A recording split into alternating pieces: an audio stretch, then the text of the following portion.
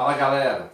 Gente, hoje nós vamos para uma aula extremamente importante e uma matéria que cai muito no Enem e em qualquer vestibular, tá? do país. A matéria se chama, são duas grandezas juntas, impulso e quantidade de movimento. Tá? Vocês vão notar uma semelhança estrutural entre impulso e quantidade de movimento e trabalho e energia, mas a semelhança é apenas estrutural. Bom, essa matéria, ela faz parte daquilo que eu chamei de grandezas abstratas. O conceito, ele é meio matemático, mas a aplicabilidade é gigante. Por exemplo, eu sempre faço uma brincadeira em sala de aula, eu falo assim, gente, se eu abandonar um ovo dessa altura aqui, ó, num piso duro, num piso de granito, ele vai quebrar. Mas se eu abandonar o ovo da mesma altura, em cima de um travesseiro extremamente macio, ele não quebra.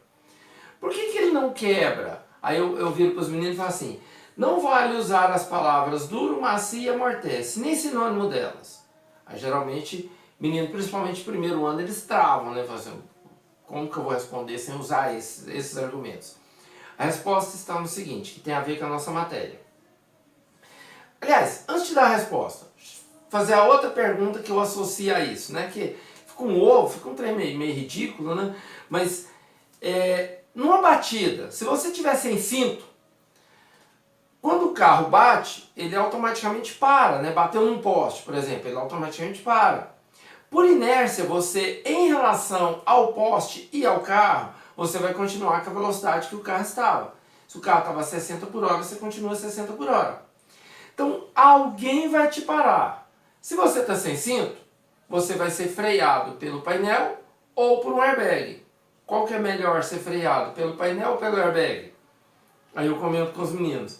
Você entendeu que o painel é o chão, o travesseiro é o airbag e você é o ovo?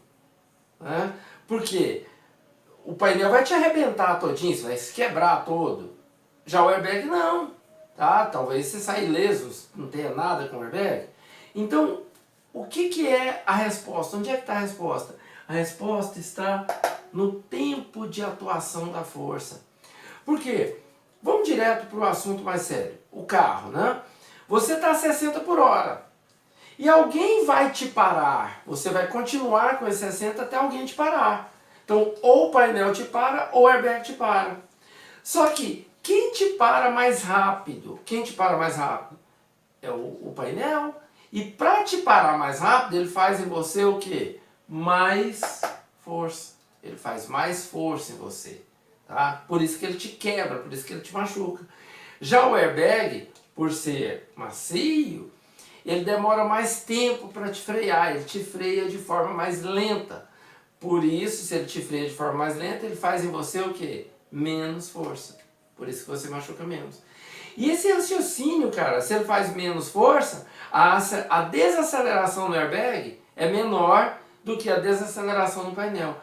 Só este raciocínio, você já matava uma questão do Enem. Acho que 2019, 2018, não me lembro bem. Depois a gente coloca ela e resolve ela para vocês. Tudo bem?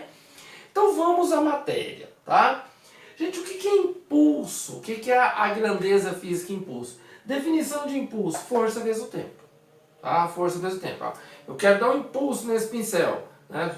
Jogar ele, ou mesmo saltar. Né? Se eu for saltar, eu flexiono, empurro o chão para baixo, o chão não vai, eu subo. Então, pulei, eu saltei. Né? Fiz um salto aqui, fornecendo um impulso ao meu próprio corpo. Na verdade, quem fez eu saltar? Normal. Porque eu empurro o chão para baixo e o chão me empurra para cima. Tudo bem? Legal. Então, coisas importantes do impulso, gente. ΔT, grandeza escalar positiva. Grandeza escalar positiva vezes um vetor, dá um vetor que tem sempre o quê? Mesma direção e mesmo sentido. Lembra quando a gente falou isso lá da força resultante? Ó? Força resultante igual a MA, né? Grandeza escalar positiva vezes um vetor, dá um vetor que tem sempre o quê? A mesma direção e o sentido. Então a gente sempre fala assim, ó, que o impulso tem sempre a mesma direção e o sentido da força que o gerou. Porque quem gera o impulso? A força. Fechou? Legal. Em módulo, você só tira setinho. Impulso, força vezes o tempo. Só que, tal qual lá no trabalho, você só pode usar essa fórmula se a força for o quê, gente? Constante. Porque se a força for variável, qual o valor dela que você põe aqui? Não tem jeito. Então você só usa a fórmula desse jeito se a força for o quê? Constante. Professor, e se a força for variável? Como é que eu calculo o impulso de uma força variável? Lembra lá da nossa regrinha que eu te falei, a regrinha do ABC? Sempre que você tiver esse tipo de relação matemática, A igual a B vezes C, se existir o B em função de C, esta área aqui, ó, do gráfico B em função de C é numericamente igual a grandeza o quê? A. Então olha para cá, ó. A, B e C, ó. A, B e C. Então quem é o B? A força. Então se eu tiver o gráfico da força em função do tempo que faz o papel do C, ó, a área deste gráfico me dá a grandeza A, que seria aqui no caso quem? O impulso.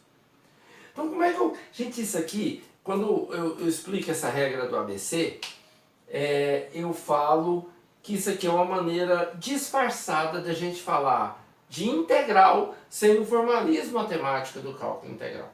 Tá bom? Então isso aqui acontece muito na física inteira.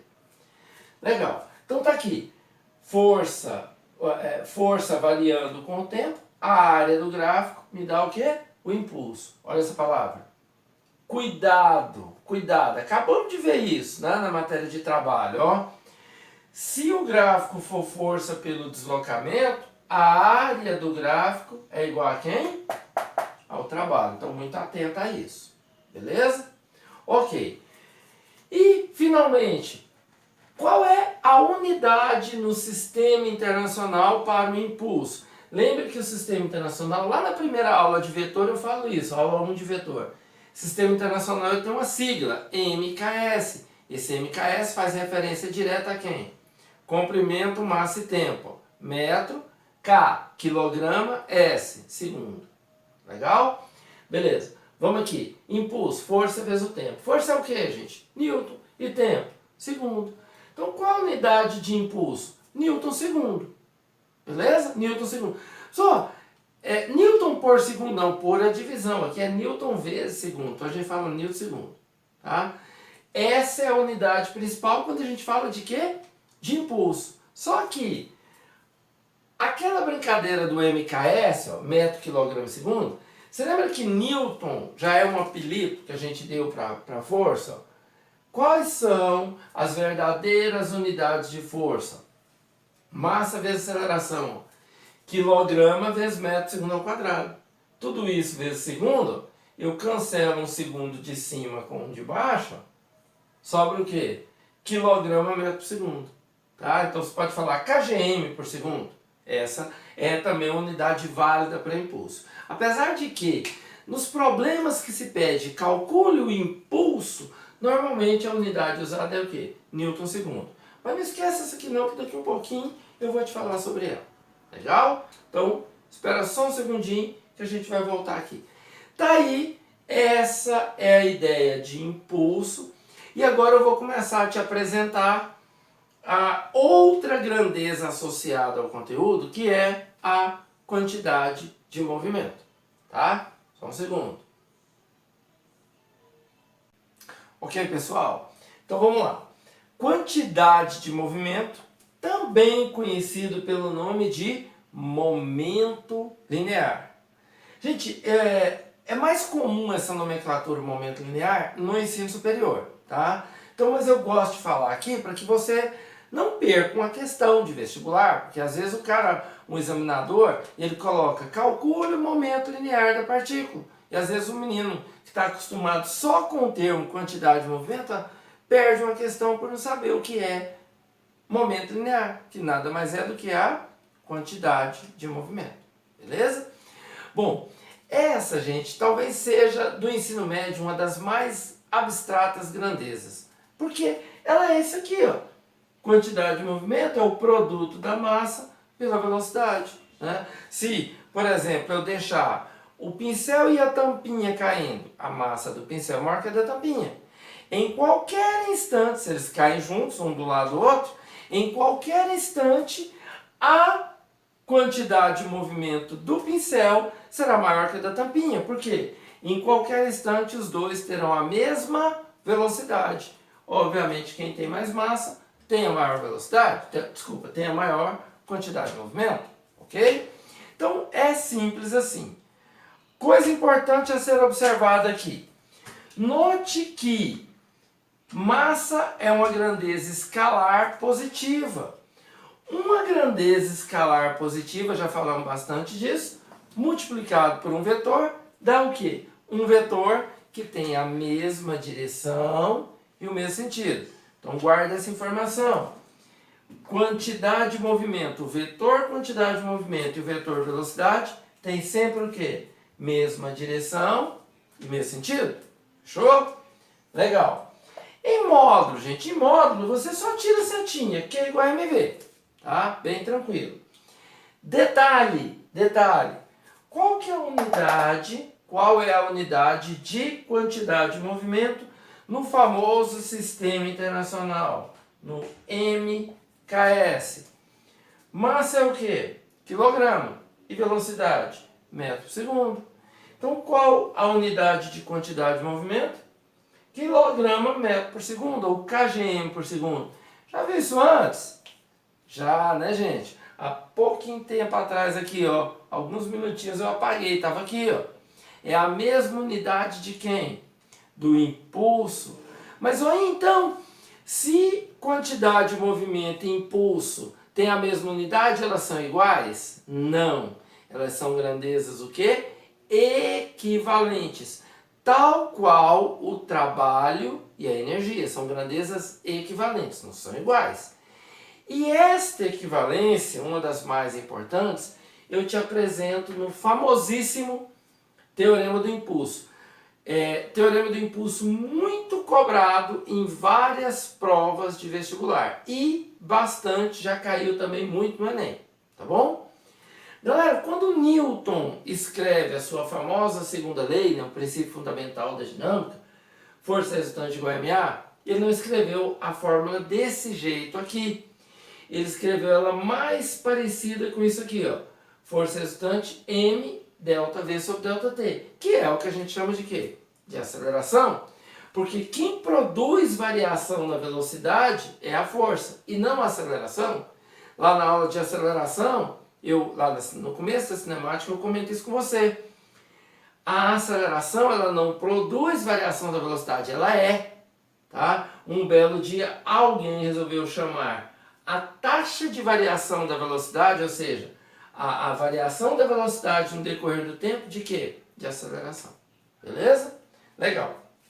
Bom, se eu jogar esse ΔT para o lado de cá, o que eu vou ter? Força resultante vezes ΔT é igual ao M vezes o ΔV, que é quem? V menos V0. Gente, aqui eu vou abrir o parêntese, ó, vou fazer a propriedade distributiva, tá? Mas o que é força vezes o tempo, gente? É que acabamos de ver. Força vezes o tempo é o quê? É o impulso. Agora, cuidado! Aqui não é o impulso de uma força qualquer, não. É o impulso de quem? Da força resultante. Cuidado com isso. O impulso da força resultante é igual a quem? mv menos mv0. Gente, quem é mv? Quem é mv? É a quantidade de movimento. Então aqui eu posso dizer o quê? Que o impulso da força resultante é a quantidade de movimento final menos a quantidade de movimento o quê? Inicial. Que significa o quê? Impulso da força resultante igual a variação da quantidade de movimento. Cuidado! Quem é igual à variação da quantidade de movimento? O impulso de quem, gente? Da força resultante. Da força resultante. Cuidado com isso. Legal? Galera, vocês vão assistir, você vai me prometer que você vai assistir uma aula, né, que eu posto normalmente depois dessa, que é a aula de aplicação do Teorema do Impulso.